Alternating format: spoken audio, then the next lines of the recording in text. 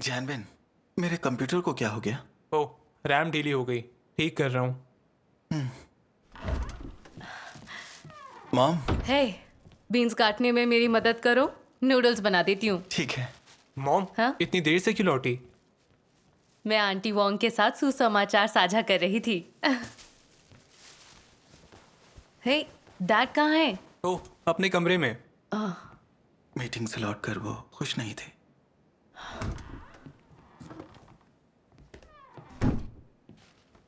सुनो, तुम सभाओं में जाती हो? हाँ। मैं तुमसे कहता रहता हूं, कितना समझाया ये सारे काम छोड़ दो। आज सर्वशक्तिमान परमेश्वर के विश्वासियों की पड़ताल को लेकर हमारी एक आम बैठक हुई थी। तुम लोग सरकार का मुख्य निशाना हो। बहुत सी गिरफ्तारियां होने वाली हैं। तुम गिरफ्तार हो गई तो हमारा क्या होगा, सोचा है? हाँ मॉम, मेरे दोस्त की मॉम विश्वास रखने के कारण गिरफ्तार हो गई। पैसे या जान पहचान से भी रिहा नहीं हो पाई। पार्टी धर्म के पीछे हाथ धोकर पड़ी है। विश्वास करना है तो घर पर करो, आप सभाओं में नहीं जा सकती। देखो जियाबिन, सभाओं में गए बिना मैं विश्वासी कैसे हो सकती हूँ? क्या ये आस्था रखना है? मैंने तुम लोगों को कई बार कहा है, सर्वशक्तिमान परमेश्वर आ गया है, हमें पाप से बचाने के लिए सत्य व्यक्त कर रहा है। ऐसा मौका दोबारा नहीं मिलेगा। अगर गिरफ्तारी के डर से हम उसे स्वीकार ना करें तो हम वो मौका खो देंगे और विपत्ति में मर जाएंगे। आप विश्वास मत कीजिए, मगर मेरे आड़े मत आइए। तुम्हारे आड़े ना आऊं? तुम सभाओं में जाकर प्रचार करती हो, किसे पता कब तुम्हारा पीछा कर तुम्हें गिरफ्तार कर लिया जाए। मैं सावधान रहूंगी। इससे क्या फायदा? पार्टी की नजरें हर कहीं हैं, क्या तुम उनसे बच सकोगी? पार्टी सबसे अपने पड़ोसियों की निगरानी करवाती है, सभा करने वालों की शिकायत करने को कहती है, वरना सब मुश्किल में पड़ेंगे। मॉम, आपकी आस्था बहुत खतरनाक है। डैड की बात मानो और सब छोड़ दो। हाँ मॉम। सब जानते हैं कि तुम एक ईसाई हो। तुम जेल गई तो मेरी गांव की मुखिया की नौकरी भी जाएगी, परिवार का नाम मिट्टी में मिल जाएगा। हमारे बेटों की शादी कैसे होगी? आखिर हमारा गुजारा कैसे होगा? हाँ मॉम, अगर आप जेल गई तो हम सब खत्म हो जाएंगे। हमारे बारे में भी सोचो। लेकिन विपत्तियां आने ही वाली हैं। अगर तुम लोग नहीं बदले तो समझ लो ये तुम्हारा अंत होगा। तुम लोग मेरी बात नहीं सुनते, बल्कि दुष्टता में पार्टी का साथ देते हो, मुझे रोकते हो। ये एक पाप है, इसके नतीजे बुरे होंगे। मॉम, मैंने कह दिया, मैं अपनी आस्था में अड़िग हूं। तुम मुझे इससे दूर नहीं रख सकते। तुम दरअसल एक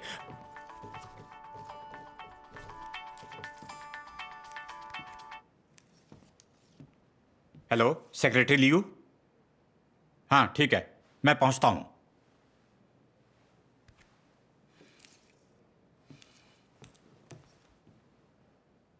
हमें इसे गंभीरता से लेना होगा। फिक्र मत कीजिए डायरेक्टर, बैठिए। Hello director Wong. बैठिए। धन्यवाद। सेक्रेटरी लियू, क्या कोई बात है? आपको क्या लगता है आपकी पत्नी सर्वशक्तिमान परमेश्वर का अनुसरण करती है? पुलिस पहले ही 2 बार पूछताछ करने आ चुकी है। हमें इसे निपटाने को कहा है। आपकी पत्नी ये सब करती रही तो वो गिरफ्तार हो जाएगी। क्या इससे आपका परिवार तबाह नहीं हो जाएगा? पक्का कीजिए कि वो ये सब तुरंत छोड़ दे। सेक्रेटरी लियू, मुझे समझ ही नहीं आ रहा। मैंने उसे मारा पीटा, उस पर चिल्लाया, उसकी साइकिल भी तोड़ दी ताकि वो सभाओं में ना जा सके, लेकिन वो छोड़ने को तैयार ही नहीं है। मेरे हाथ बंधे हुए हैं। जानते हो ना कि सर्वशक्तिमान परमेश्वर की कलीसिया मुख्य राष्ट्रीय निशाना है। तुम्हारी पत्नी एक राष्ट्रीय अपराधी है। पुलिस की सूची में उसका नाम है। आपकी पत्नी उनकी प्राथमिकता है।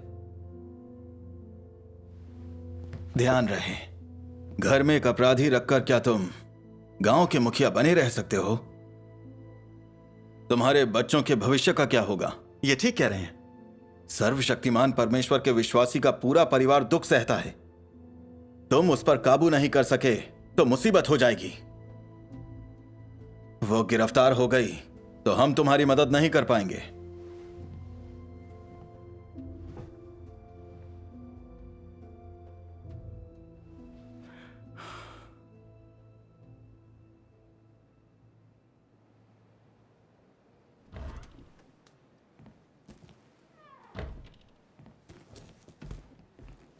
सभा से आ रही हो? क्या आप मुझे चैन से रहने देंगे? तुम मेरी बात क्यों नहीं सुनती? आखिरी बार पूछता हूं, तुम्हें परमेश्वर चाहिए या ये परिवार? मॉम, इसे छोड़ दीजिए। अगर तुम जिद करोगे तो बता दूं, मैं अंत तक अपनी आस्था में अडिग हूं। पता था कि तुम समझदारी की बात नहीं सुनोगी। अब तुम्हारा असली रंग देखा। तुम्हारा दिमाग फिर गया है। तुम पूरी तरह पागल हो गई हो। मैं तुम्हें पागल खाने भेज दूंगा जहां वो तुम्हारा इलाज करेंगे। चलो। मॉम, आप ये क्या आपकी कर रहे भलाई हैं? के लिए है। मुझे जाने दो, छोड़ो मुझे, निकलो। मुझे जाने दो। मुझे यहाँ लाए हो, क्या दिमाग खराब हो गया है? हर जगह विश्वासी गिरफ्तार हो रहे हैं, मगर तुम रुकोगी नहीं। तुम सुनती ही नहीं। पागल तो तुम हो गई हो। अगर तुम मेरी बात मान लेती तो क्या हम यहाँ आते? यो झांगमिन, क्या आप पागल है? पार्टी ने आपको ये सब सिखाया है? जब आस्था रखने से मुझे नहीं रोक पाए तो एक मानसिक अस्पताल ले आए। चलो देखते हैं डॉक्टर का क्या कहना है। चलो। छोड़ो, दर्द हो रहा है। आइए। चलो। डॉक्टर वांग, छोड़ो। ये रही, बैठ जाओ। ठीक छोड़ो है, मुझे, छोड़ो। चलिए जांच कर लें। क्या जांचेंगी? मुझे कुछ नहीं हुआ है। डॉक्टर वांग, जांच कीजिए। ये मेरी बात नहीं मानती, हर दिन प्रचार करती है, सभाओं में जाती है। ये एक मानसिक रोग है। हाँ, बिल्कुल यही बात है। आप किस आधार पर ऐसा कह रही हैं? मैं बिल्कुल ठीक हूँ। परमेश्वर में विश्वास के कारण ये लोग मुझे सता रहे हैं। विश्वास रखने से रोकने के लिए मुझे यहाँ ले आए हैं। हर वक्त प्रचार करना और सभाओं में जाना एक मानसिक रोग की निशानी है। लाइए, इनकी नब्ज देखें। हाँ, छोड़ दीजिए, जाने दीजिए। हम विश्वासियों का दिमाग ही सही चल रहा है। परमेश्वर का विरोध करने वालों को समझ नहीं है। समस्या उनके साथ है। ज्यादातर पश्चिमी लोग परमेश्वर में आस्था रखते हैं और उन्हें कानूनी सुरक्षा प्राप्त है, पर चीन में हमें कानूनी सुरक्षा नहीं मिलती। हमें सताया जाता है, हमें पागल समझा जाता है। दरअसल ये देश पागल है, ये सरकार ही पागल है। ज़मीर और समझ खो चुके लोग ही असल में मानसिक रोगी हैं। परमेश्वर कहाँ है? उसे किसने देखा है? बिना उसे देखे ही आप अपनी आस्था पर अड़ी हैं। ये एक मानसिक रोग है। इन्हें अस्पताल में भर्ती करना होगा। हाँ, ठीक है। अरे भर्ती करने की प्रक्रिया पूरी कीजिए। शुक्रिया डॉक्टर वांग। ये क्या है? आप कैसी डॉक्टर हैं? आप मुझे जाने दो। चलो। छोड़ो मुझे। कुछ चाहिए हो तो सहायक को बता दें। डॉक्टर वांग, इन्हें यहीं रखिए। ठीक है। यू झांगमिंग, क्या आप इंसान हैं? खुद ना फंस जाएं इसलिए मुझे यहाँ ले आए। क्या हम एक परिवार हैं भी? कम्युनिस्ट पार्टी के कैसे कैसे झूठ आपके गले उतारे गए हैं। ये तुम्हारी भलाई के लिए है, वरना गिरफ्तार होकर तुम जेल में सालों साल सड़ती रहोगी। मॉम, हमें भी नहीं पता क्या करें। कुछ दिन यहाँ रह लो। क्या तुम मेरे पति हो? तुम मेरे बेटे हो? मैं बिल्कुल ठीक हूँ, मेरा दिमाग ठीक है, फिर भी तुम लोग मुझे दिमाग के अस्पताल में डाल रहे हो। तुम लोग बिल्कुल निर्दयी हो, जानवरों से भी गए गुजरे। यहां ढंग से पेश आना। डॉक्टर वांग, इस पर कड़ी नजर रखें। हम ध्यान रखेंगे। ठीक है, हम चलते हैं। अरे मॉम, थोड़े दिनों में हम तुमसे मिलने आएंगे। जियांदोंग, अरे जियांदोंग, रुको। मुझे छोड़ दो। यू झांगमिंग, इन्हें रोको। कहीं जा रही हो? जाओ, यहाँ छोड़ो आओ, मुझे, ढंग छोड़ो से रहो। मुझे, तुम यहाँ आओ, मुझे जाने दो, यहाँ आओ। मुझे जाने बैठो। दो। बाद में इन्हें वार्ड में ले आना। हिला मत। ठीक है डॉक्टर वांग, सागर में नाव के अनहार के सहारे, जीवन और बढ़ोतरी सूरज के सहारे। ये मेरा है। क्या कर रही हो? यहाँ से क्या कर रही हो? दिमाग खराब करके रखा हुआ है इन्होंने। पागल है। दाएं बाएं, दाएं बाएं, दाएं बाएं, दाएं बाएं। हे परमेश्वर, पता नहीं यहाँ क्या होने वाला है। मेरे साथ रहो, मेरी रक्षा करो, मुझे रास्ता दिखाओ। छोड़ो मुझे, जाने दो। पकड़ो इसे। मैं दवाई नहीं खाऊंगा। मुंह खोलो। अरे खोलो। सुर लगा। दवा डालो।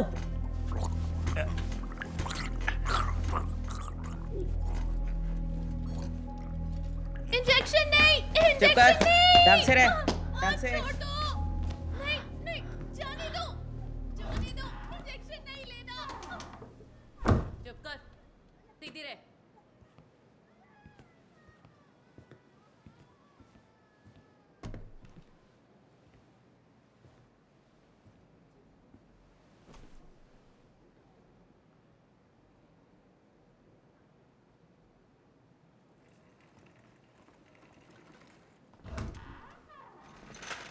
ले आई जैन, दवा। मैं ठीक हूँ, मैं ये नहीं लूंगी।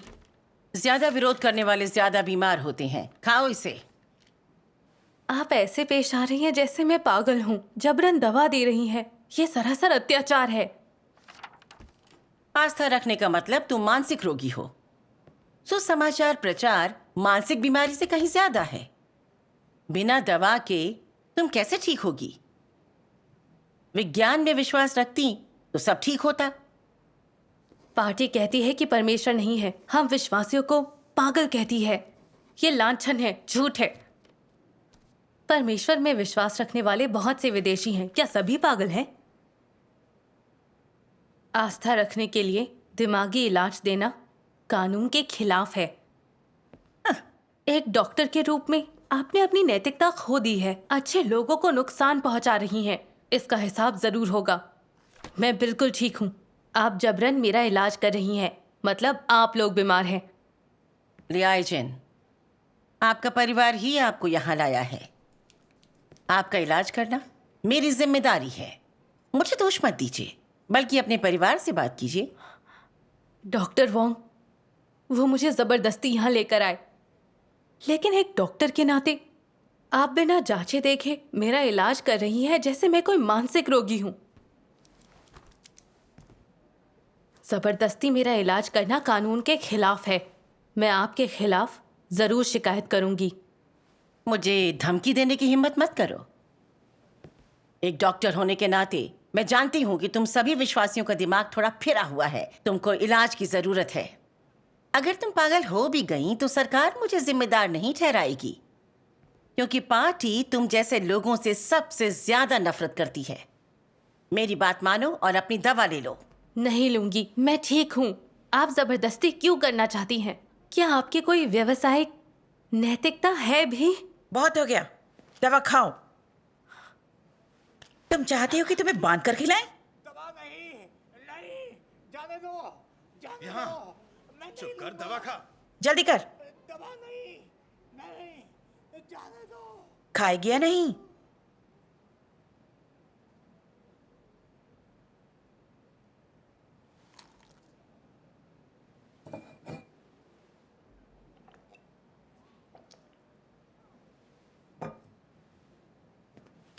मुंह खोल, अपना मुंह खोल। अब ठीक है। दिन में 3 बार समय पर खाना। आप क्या कर रही हैं? मुझे इसकी जरूरत नहीं है। तुम्हें ये पूरा लेना होगा। गोलियों के साथ ये भी लेना होगा ताकि तुम जल्दी ठीक हो जाओ। मैं ठीक हूँ। ये सब करने की क्या जरूरत है? क्या आप मुझे मारना चाहती हैं? बैठ। मैं नहीं लूंगी। तो हम तुझे बेहोश कर देंगे।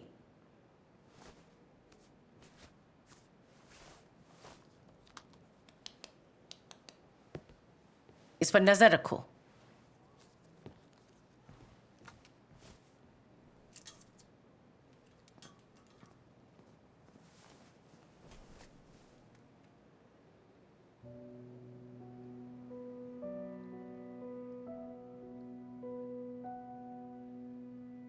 टैबलेट खिलाकर खून में दवा चढ़ाकर कहीं इन लोगों ने मुझे सच में पागल कर दिया तो।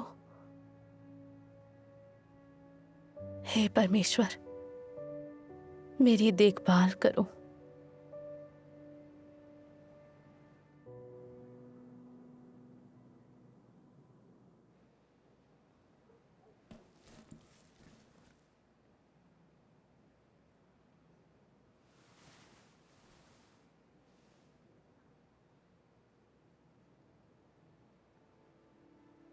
डरो मत। समुदायों का सर्वशक्तिमान परमेश्वर निश्चित रूप से तुम्हारे साथ होगा। वो तुम लोगों के पीछे खड़ा है और तुम्हारी ढाल है। विश्वास एक लट्ठे के पुल जैसा है। डरते हुए जीवन से चिपके रहोगे तो गिर पड़ोगे, पर डूबने के लिए तैयार रहो तो मजबूती से कदम रखते हुए उसे पार करोगे। अगर मनुष्य कायरता और भय के विचार रखते हैं तो ऐसा इसलिए है कि शैतान ने उन्हें मूर्ख बनाया है, क्योंकि उसे इस बात का डर है कि हम विश्वास का पुल पार कर परमेश्वर में प्रवेश कर जाएंगे।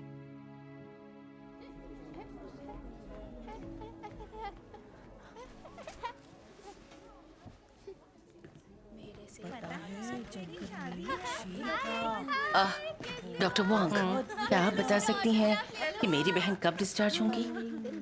वो अभी भी थोड़ी अस्थिर हैं, उन्हें और कुछ इलाज की जरूरत है। लिया जेन, क्या तुमने गोली बाथरूम में फेंक दी? बिना इलाज के तुम ठीक कैसे होगी? मैं बिल्कुल ठीक हूँ। हर दिन मुझे जबरदस्ती ये सब देकर मुझे नुकसान पहुंचाया जा रहा है। आस्था रखने का मतलब आपकी दिमागी हालत ठीक नहीं, इसका इलाज जरूरी है।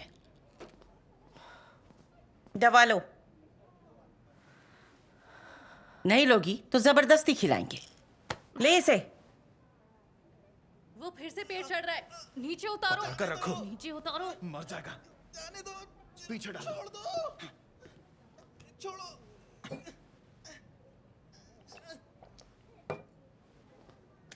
मुंह खोलो।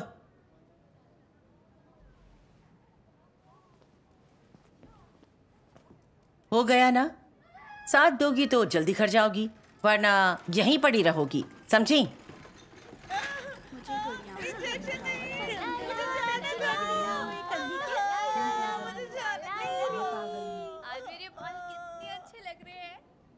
मैं आ सकती हूँ? आइए बैठिए। शुक्रिया। आप तो बिल्कुल ठीक लग रही हैं। आप यहाँ कैसे पहुँच गई? मैं एक विश्वासी हूँ। मेरे पति को डर था कि पार्टी मुझे जेल में डाल देगी और पूरा परिवार फंस जाएगा, तो वो मुझे मानसिक बीमारी के बहाने यहाँ ले आए। क्या आपको धार्मिक होने के कारण इस मनोरोग वार्ड में भेज दिया गया? मैंने ऐसी बात आज तक नहीं सुनी। कम्युनिस्ट पार्टी की सत्ता में रहते अजीब चीजें हो रही हैं।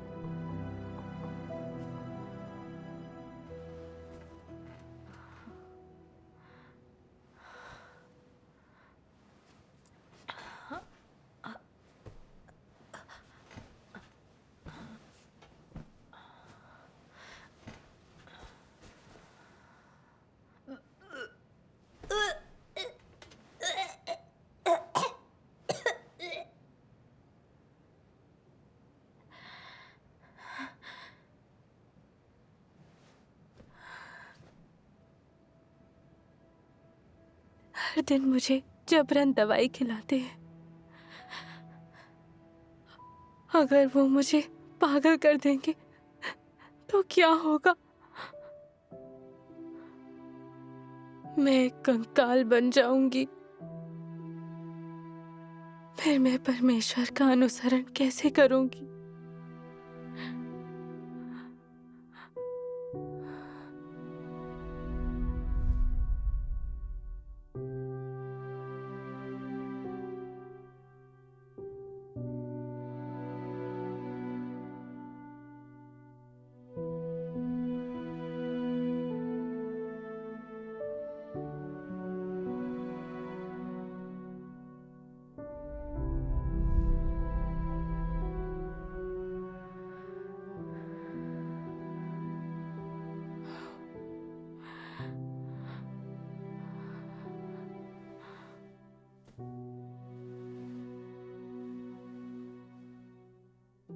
परमेश्वर की जीवन शक्ति किसी भी अन्य शक्ति से जीत सकती है।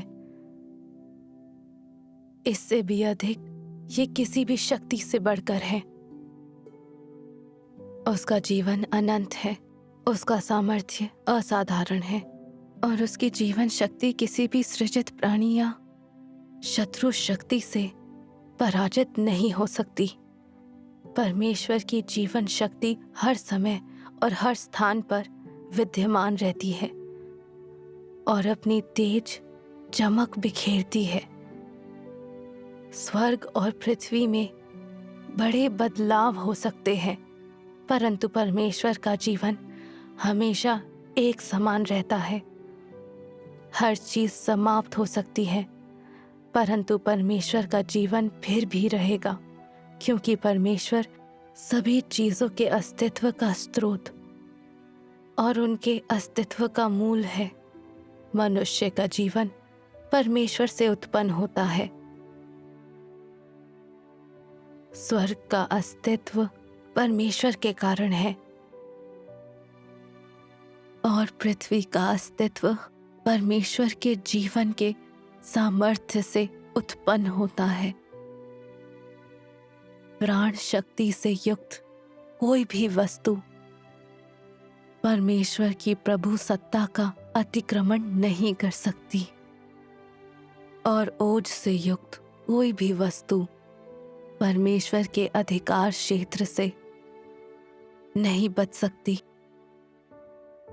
इस प्रकार सभी को, चाहे वो कोई भी हो, परमेश्वर के प्रभुत्व के अधीन समर्पित होना चाहिए। सभी को परमेश्वर की आज्ञा के अधीन रहना चाहिए और कोई भी उसके हाथों से बच नहीं सकता।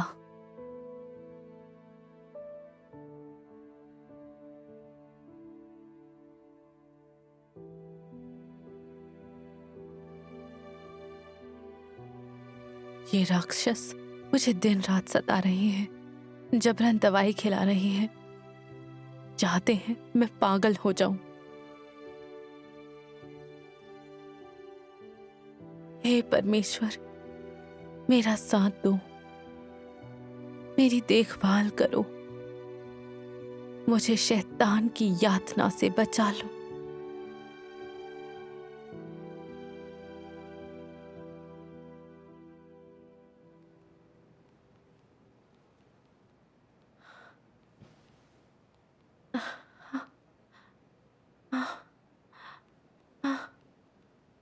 नर्स, मैं कोई दवा नहीं ले सकती।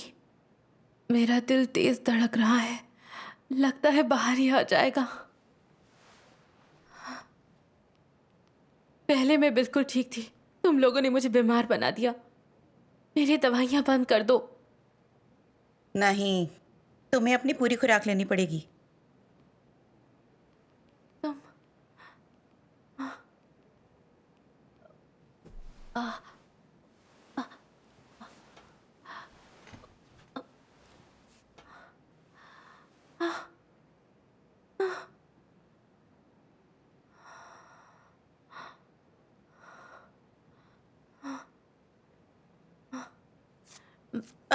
अरे रुको, तुम ऐसा नहीं कर सकती। क्या चल रहा है? इसने आईवी निकाल दिया है, दवा नहीं चढ़ने दे रही। आपकी इन दवाइयों से मेरा दिल जोरों से धड़क रहा है। मुझे बहुत अजीब लग रहा है। मैं ना खा सकती हूँ, ना सो सकती हूँ। आपका इलाज मुझे बीमार कर रहा है। मैं अब और दवाइयाँ नहीं ले सकती। मतलब कि तुम बीमार हो और तुम्हें दवाओं की जरूरत है, वरना तबीयत बिगड़ जाएगी। इतनी बीमार हो चुकी हूँ, फिर भी आप दवा बंद नहीं कर रही। मुझे मार डालना चाहती हैं। क्या बकवास है, इससे तुम्हें फायदा होगा। परमेश्वर में विश्वास रखना छोड़ने के बाद तुमको बेहतर महसूस होगा। तुम अभी भी धार्मिक हो, तुम्हें इलाज चाहिए। आप मुझे नुकसान पहुंचा रही हैं। मैं अब कोई दवाई नहीं लूंगी। सोचना भी मत, लेनी तो तुम्हें पड़ेगी। डॉक्टर मैं हूं या तुम? आप एक भले चंगे इंसान का पागल जैसा इलाज कर रही हैं, जबरन दवा खिलाई जा रही हैं। मैं चाहे मर ही क्यों ना जाऊं। ये एक अपराध है। अगर आपके इलाज से मैं मर गई तो इसकी जिम्मेदार आप होंगी। तुम?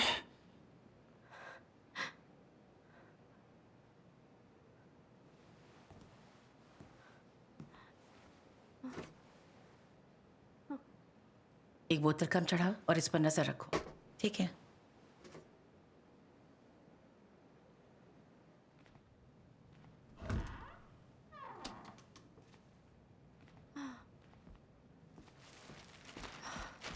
मॉम, लाओ मुझे दो। आइए, आराम से।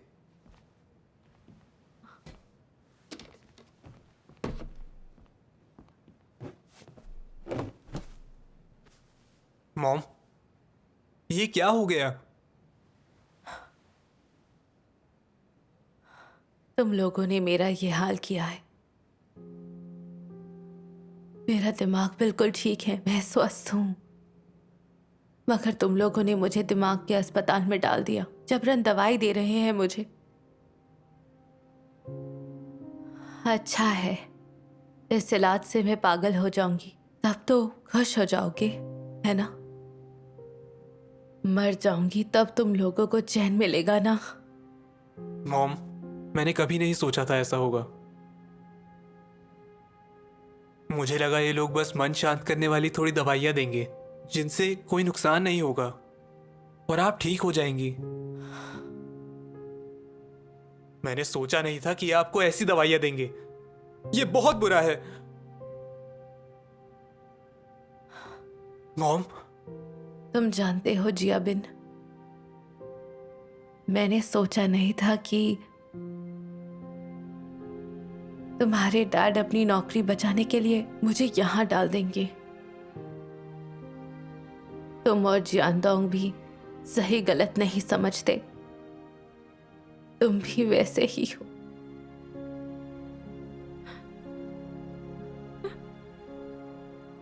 मेरा दिल पूरी तरह टूट गया है। मॉम, मॉम मत रोइए। मैं गलत था। मैं जाकर डैड से बात करूंगा और आपको यहां से बाहर ले जाऊंगा। मॉम,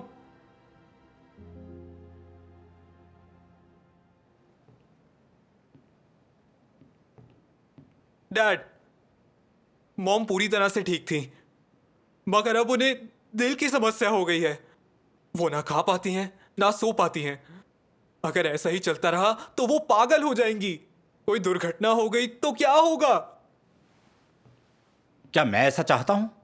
असल में मेरे हाथ बंधे हैं।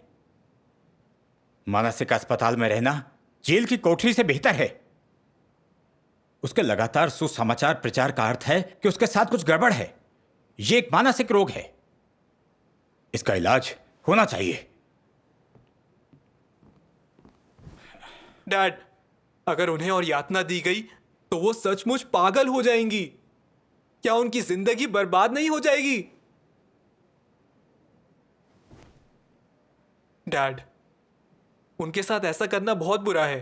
ये गलत है। समाज आपको यकीनन ठुकरा देगा। सही कहा। अगर मॉम सच में पागल हो गई तो वाकई बहुत ही बुरा होगा। हम लोगों ने ही उन्हें जबरन वहां डाला है। एक स्वस्थ व्यक्ति को जबरन मानसिक दवाएं दिलवाई हैं। यह बात सबको पता चल जाएगी।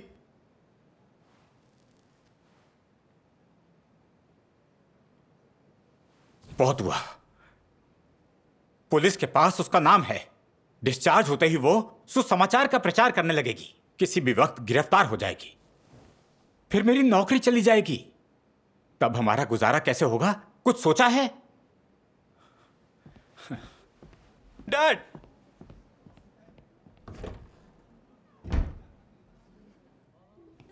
आप कई दिनों से अपनी बहन की देखभाल कर रही हैं। हाँ, 2 से 3 महीने से। कभी वो जगी रहती है, कभी नहीं। मुझे बहुत डर लगता है। इन चीजों में वक्त लगता है। बात कर सकती हूँ? बिल्कुल। आइए बैठिए। और क्या आपकी बहन पहले से बेहतर है? अभी भी वैसी ही है। वो ऐसी कैसे हो गई? उस पर दौलत कमाने का भूत सवार था। निवेश करना सीखना चाहती थी। धोखे से उसका सारा पैसा हड़प लिया गया। उसे जबरदस्त धक्का लगा और वो ऐसी हो गई। उसे बहुत लालच था। अपनी जिंदगी से खुश नहीं थी। ये अच्छी बात नहीं है। अच्छा, बिल्कुल। जिंदगी में अमीरी, गरीबी, जीवन, मृत्यु, सौभाग्य और दुर्भाग्य सब पहले से ही तय होते हैं। वो कहावत है ना, इंसान की नियति स्वर्ग में तय होती सच है। है। हम अपनी नियति पर काबू नहीं कर सकते। इस पर परमेश्वर का शासन होता है। इसे समझने और स्वर्ग की इच्छा का अनुसरण करने से हम ज्यादा दुख उठाए बिना बेहतर मार्ग पर चल सकते हैं। चिंता मत कीजिए डायरेक्टर। आस्था रखना और परमेश्वर की आराधना करना ही अच्छी नियति का मार्ग है। लियाजन, क्या तुम यहाँ प्रचार कर रही हो? हमें तुम्हारी खुराक बढ़ानी होगी। वार्ड में जाओ।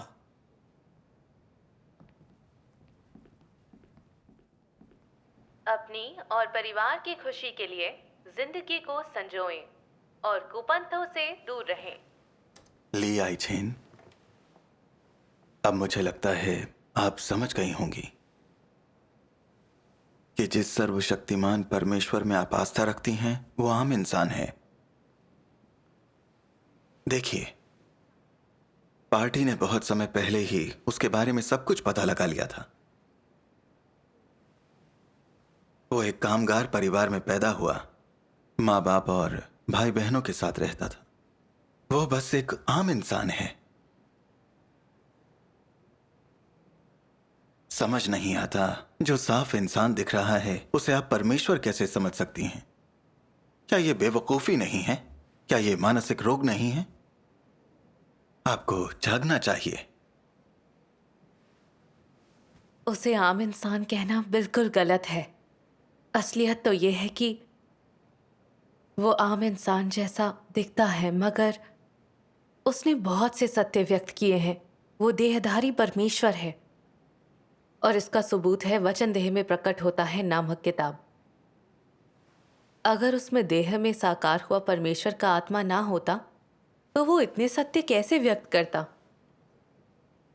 दुनिया के 7 अरब लोगों में से कौन सत्य व्यक्त कर सकता है? एक भी प्रसिद्ध और महान इंसान नहीं कर सकता। सिर्फ सर्वशक्तिमान परमेश्वर ही ऐसा करके मनुष्य को बचा सकता है। दुनिया भर के लोग सच्चे मार्ग की पड़ताल कर रहे हैं, सर्वशक्तिमान परमेश्वर को स्वीकार रहे हैं। इसके बारे में क्या कहेंगे आप? प्रभु यीशु 2000 साल पहले आया और रोमन सरकार और यहूदी धर्म ने उसे एक आम इंसान कहा, लेकिन उस आम इंसान ने सत्य व्यक्त किए, सूली चढ़कर परमेश्वर का छुटकारे का कार्य पूरा किया। प्रभु यीशु का सुसमाचार ब्रह्मांड के कोने कोने में पहुंच गया और अब दुनिया भर में ईसाई लोग हैं। क्या आप उसे आम इंसान के रूप में बांधने की हिम्मत करेंगे? सर्वशक्तिमान परमेश्वर भी वैसा ही है। वो देहधारी परमेश्वर है जो सत्य व्यक्त करके मनुष्य को बचाने आया है। नास्तिकों को सिर्फ अपनी आंखों पर भरोसा है, लेकिन विश्वासी के रूप में हम परमेश्वर की वाणी सुनते हैं। हमारी आस्था उसके द्वारा व्यक्त सत्यों पर आधारित है। हम सच्ची आस्था से परमेश्वर में विश्वास रखते हैं। ये आपकी समझ के बाहर है। डायरेक्टर हूँ, अगर आप उसे समझना चाहते हैं तो सर्वशक्तिमान परमेश्वर के वचन पढ़िए। जो वचन देह में प्रकट होता है मैं है। फिर आप जानेंगे कि मैं उसमें विश्वास क्यों रखती हूँ। बहुत हो गया, तुम मुझे उपदेश देती हो। हम तुम्हारा इलाज करके तुम्हारी सोच सुधार रहे हैं। हम ऐसा क्यों कर रहे हैं? इसलिए नहीं कि तुम अपनी आस्था छोड़ दो, बल्कि इसलिए कि तुम एक सामान्य जीवन जियो। अपने इलाज में सहयोग करो ताकि जल्दी बाहर जा सको। तुम्हें इसी से मदद मिलेगी।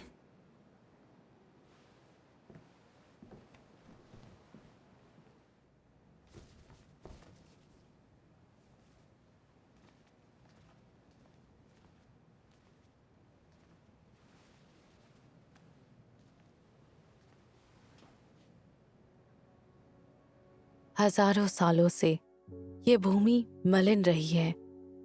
ये गंदी और दुखों से भरी हुई है। धोखा देते हुए, निराधार आरोप लगाते हुए, क्रूर वार करते हुए इस भूतः शहर को कुचलते और लाशों से पाटते हुए प्रेत यहाँ बेकाबू दौड़ते हैं। सड़ांत जमीन और हवा में फैल गई है। इस पर जबरदस्त पहरेदारी है। आसमान से परे की दुनिया कौन देख सकता है? इस तरह के अंधकारपूर्ण समाज में, जहां राक्षस बेरहम और अमानवीय हैं, बेहिचक लोगों को मार डालने वाला शैतानों का सरदार, मनोहर, दयालु और पवित्र परमेश्वर का अस्तित्व कैसे सह सकता है?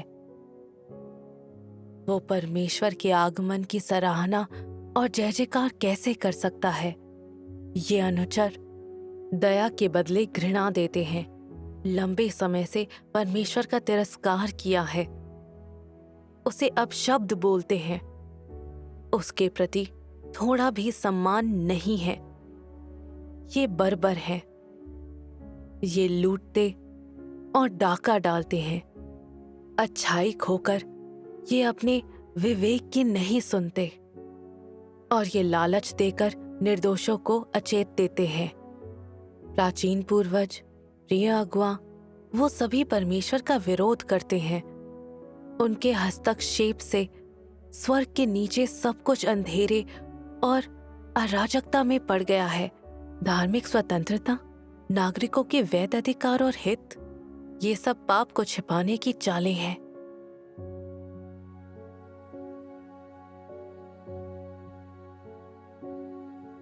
इन राक्षसों ने मुझे एक मानसिक वार्ड में बंद कर रखा है। इस पर अड़े हैं कि मैं परमेश्वर को नकार दूं। कितनी दुष्टता है ये मुझे लाचार नहीं कर सकते। मैं हार नहीं मान सकती। मैंने परमेश्वर में विश्वास रखने के बारे में सोचा है। हर किसी को जीवन में किसी सहारे की जरूरत होती है। मगर दुनिया में इतने सारे परमेश्वर हैं, हम किस में विश्वास रखें? बिल्कुल। कैसे पता करें कि कौन सही है? बिल्कुल। मैं ये बता सकती हूँ कि अगर आपको आस्था रखनी है तो सच्चे परमेश्वर को खोजना होगा। अच्छा। बहुत सारे झूठे परमेश्वर है, लेकिन सच्चा सिर्फ एक है। सिर्फ वही हर चीज पर शासन कर हमारी नियति तय कर सकता है। सिर्फ वही मनुष्य को बचा सकता है। उसमें विश्वास रखना ही अच्छे परिणाम पाने का एकमात्र मार्ग है। अगर आपकी आस्था गलत है तो झूठे परमेश्वर में विश्वास रखने से कुछ हासिल नहीं होगा। आप बचाई नहीं जाएंगी और झूठे परमेश्वर से आपको नुकसान होगा। हाँ, आप सही हैं। बिल्कुल। हमें सच्चे परमेश्वर में विश्वास रखना होगा। लेकिन सच्चा परमेश्वर आखिर कौन है जो मनुष्य की नियति पर शासन कर सकता है? हाँ, ये जानने के लिए कि सच्चा कौन है, सबसे पहले हमें तय करना होगा कि स्वर्ग, पृथ्वी, सभी चीजों और इंसानों का सृजन किसने किया। एकमात्र सच्चा परमेश्वर वो है जिसने इन सभी चीजों का सृजन किया। वही है जो हमारी नियति तय कर सकता है। उसमें आस्था रखकर उसकी आराधना करनी होगी। जो लोग परमेश्वर होने का दावा करते हैं, जैसे कि जेड सम्राट, ग्वानियन या बुद्ध, सभी चीजों का सृजन नहीं कर सकते या इंसानों की नियति तय नहीं कर सकते। इसलिए वो यकीनन झूठे परमेश्वर हैं। उनमें आस्था रखना बेकार है। ओह, अच्छा ये बात है। फिर किस परमेश्वर ने सभी चीजों का सृजन किया? हाँ, अच्छा सवाल है। इसके लिए हमें परमेश्वर के वचन पढ़ने होंगे। बाइबल में पहला वाक्य क्या है? आदि में परमेश्वर ने आकाश और पृथ्वी की सृष्टि की। ये परमेश्वर की गवाही है। क्या झूठा परमेश्वर स्वर्ग और पृथ्वी बनाने का दावा करने की हिम्मत करेगा? क्या वो मनुष्य के सृजन का दावा करेगा? नहीं करेगा। इससे हम बता सकते हैं कि सच्चा और झूठा परमेश्वर कौन है? बाइबल और सर्वशक्तिमान परमेश्वर के वचनों पर एक नजर डालें। परमेश्वर ने सभी चीजों का सृजन कैसे किया? वो मनुष्य की नियति कैसे तय करता है? इन सवालों के रहस्य इसमें प्रकाशित हुए हैं। सचमुच इससे हमें पता चलता है कि एकमात्र सच्चा परमेश्वर सृजनकर्ता कौन है, जिसने स्वर्ग और पृथ्वी बनाए। सच्चे और झूठे परमेश्वर में फर्क करने का यही सबूत है। हमारी आस्था परमेश्वर के वचनों, उसके द्वारा व्यक्त सत्यों पर आधारित होनी चाहिए, ताकि हम गुमराह ना हों। सर्वशक्तिमान परमेश्वर में मेरी आस्था उसके द्वारा व्यक्त सत्यों पर आधारित है। सच्चा परमेश्वर सत्य व्यक्त कर सकता है, मगर झूठे परमेश्वर नहीं कर सकते। झूठा परमेश्वर सिर्फ कुछ संकेत और चमत्कार दिखा सकता है। झूठे परमेश्वर लोगों को गुमराह करते हैं, बचा नहीं सकते। इससे समझने में मुझे थोड़ी मदद मिली है। आस्था कोई सरल सी बात नहीं है। हमें जानना होगा कि अंत के दिनों में मसीहा आने वाला है।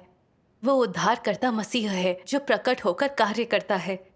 अंत के दिनों में परमेश्वर सत्य व्यक्त कर मनुष्य को बचाने के लिए न्याय कार्य करता है। बाइबल में इसकी भविष्यवाणी की गई है। अब अंत के दिनों में सर्वशक्तिमान परमेश्वर ने आकर अनेक सत्य व्यक्त किए हैं, बाइबल के सभी रहस्यों का खुलासा किया है। यही देहधारी परमेश्वर का कार्य है। उसके सभी वचन सत्य और समृद्ध हैं। इस सत्य को बताते हैं कि मनुष्य को शैतान ने कैसे भ्रष्ट किया, स्पष्ट करते हैं कि हमें कौन से सत्य सीखने हैं, कौन से मार्ग पर चलना है। उसके सभी वचन बहुत व्यवहारिक हैं। दिल और आत्मा वाला हर इंसान इसे समझ सकता है। आस्था की बुनियाद है बहुत से सत्य जानना, पाप से मुक्त होने और इंसानियत से जीवन जीने का यही एकमात्र मार्ग है। आस्था में महत्वपूर्ण है सत्य को जानना। हमें चौकस रहना चाहिए कि हम झूठे परमेश्वरों में विश्वास ना रखें। वो दुराचारी आत्माओं का मूर्त रूप है और सच्चे परमेश्वर का विरोध करते हैं। वो चाहे जितने भी संकेत और चमत्कार दिखाएं, वो सत्य व्यक्त नहीं कर सकते, लोगों को शैतान के बुरे प्रभाव से नहीं बचा सकते। अंत में सच्चा परमेश्वर इन सभी झूठे परमेश्वरों को नष्ट कर देगा और उनमें विश्वास रखने वाले सभी लोग दंडित होंगे, मिटा दिए जाएंगे। ये कोई छोटी बात नहीं है। तो बात ऐसी है, बिल्कुल। याद रखिए, सच्चा परमेश्वर सिर्फ एक है और देहधारी परमेश्वर ही उद्धार करता है। सर्वशक्तिमान परमेश्वर ही एकमात्र उद्धार करता है। बाकी सब झूठे परमेश्वर हैं, दुरात्मा हैं। अगर आप सच्चे परमेश्वर में विश्वास रखती हैं तो आपके बचाए जाने की आशा है। आप ना समझाती तो मैं अंधेरे में रहती। मैं एक झूठे परमेश्वर की आराधना कर रही थी। कितना समय बर्बाद हुआ। अगर बचाई नहीं गई तो क्या वो आस्था बेकार नहीं हुई? सच में अर्जुन, हम भी सच्चे परमेश्वर का अनुसरण करना चाहते हैं। बिल्कुल। लेकिन हम ये कैसे करें? आखिर कहाँ जाएं? हम कहाँ जाएं? मैं भी सोच रही हमें थी। और बताइए। जरूर। अपनी अंतरात्मा में विश्वास रखिए। कोई नियम और धार्मिक रीति रिवाज अपनाने की जरूरत नहीं है। मुख्य है सर्वशक्तिमान परमेश्वर के वचन पढ़ने में दिल लगाना। सर्वशक्तिमान परमेश्वर के वचनों में परमेश्वर की वाणी सुनकर, उसे सत्य जानकर आप सर्वशक्तिमान परमेश्वर की कलीसिया में शामिल हो सकती हैं। फिर वचन पढ़कर और दूसरों के साथ सत्य पर संगति करके आप कलीसिया का जीवन जी सकती हैं। शानदार। आस्था रखना इतना आसान है, कोई जटिल प्रक्रिया नहीं है। तो इसे कहते हैं आस्था। सही है। मैं आपको उसके कुछ वचन सुनाती हूँ, फिर देखेंगे कि आप क्या सोचती हैं। ठीक है।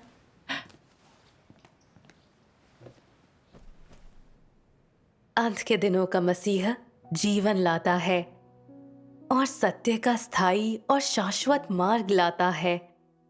ये सत्य वो मार्ग है जिसके द्वारा मनुष्य जीवन प्राप्त करता है। इसी मार्ग के द्वारा मनुष्य परमेश्वर को जानेगा और उसकी स्वीकृति पाएगा।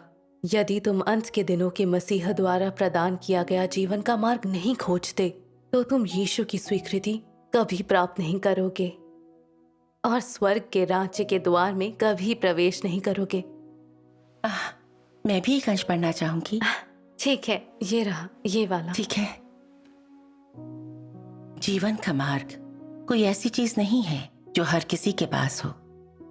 ना ही ये कोई ऐसी चीज है जिसे हर कोई आसानी से प्राप्त कर सके, क्योंकि जीवन केवल परमेश्वर से ही आ सकता है। कहने का तात्पर्य ये है कि केवल स्वयं परमेश्वर के पास ही जीवन का सार है और केवल स्वयं परमेश्वर के पास ही जीवन का मार्ग है, और इसीलिए केवल परमेश्वर ही जीवन का स्रोत और जीवन के जल का सदा बहने वाला सोता है।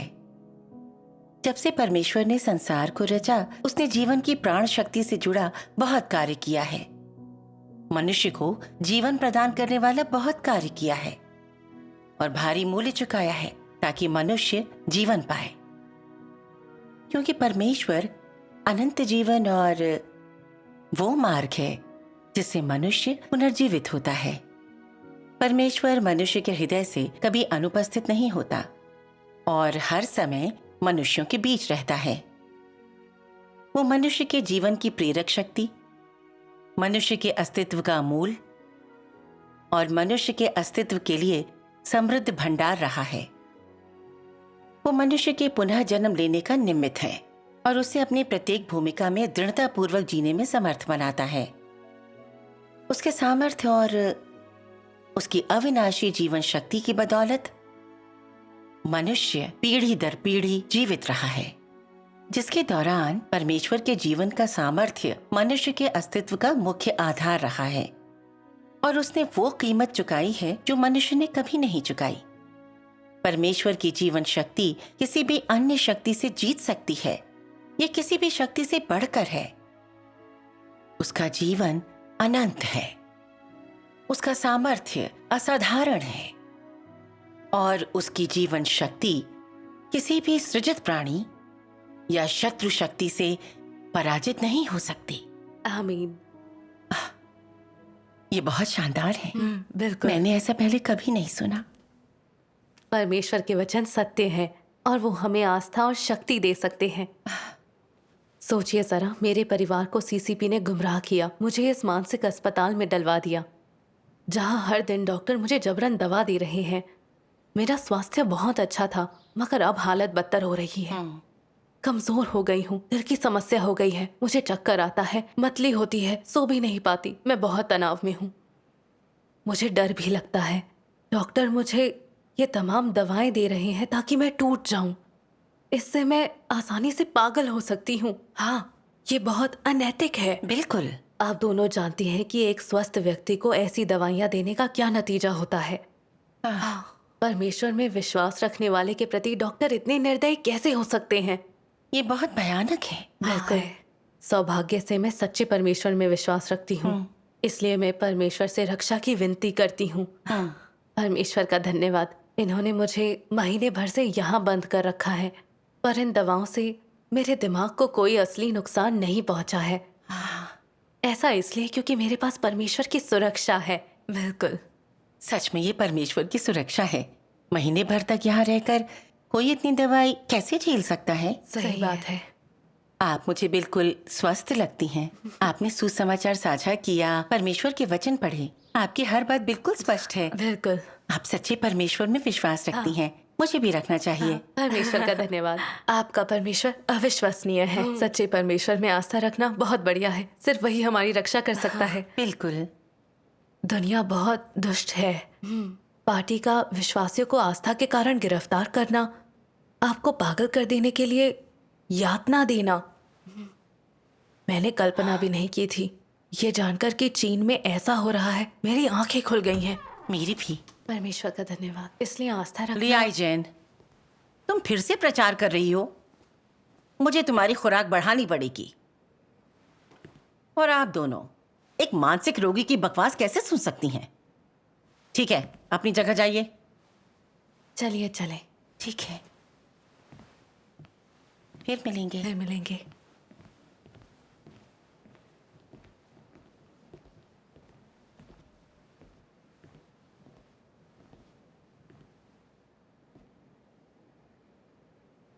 ये दवा दूसरे मरीजों को तो बिल्कुल ठीक कर देती है, आखिर इस पर असर क्यों नहीं कर रही? बड़ी अजीब बात है। ऐसा तो नहीं कि इसे दिव्य सुरक्षा हासिल है। यही हो सकता है।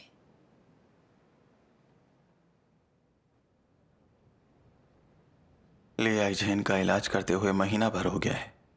इसने अपनी आस्था नहीं छोड़ी, बल्कि प्रचार भी करती है।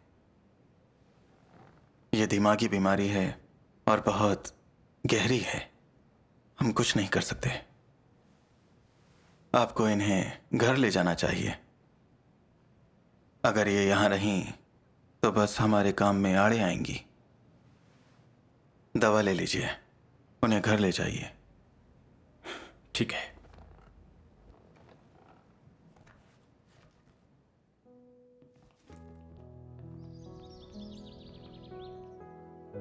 वहां से बाहर निकलना मेरे लिए सर्वशक्तिमान परमेश्वर का उद्धार था।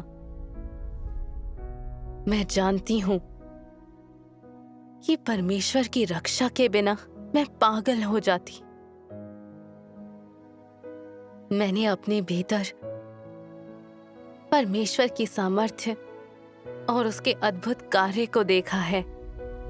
धन्यवाद सर्वशक्तिमान परमेश्वर।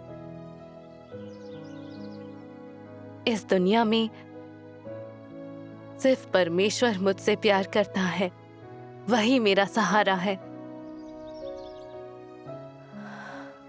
मैं चाहे किसी भी तरह का दबाव या मुश्किल झेलूं, मैं परमेश्वर का अनुसरण कर उसकी गवाही दूंगी।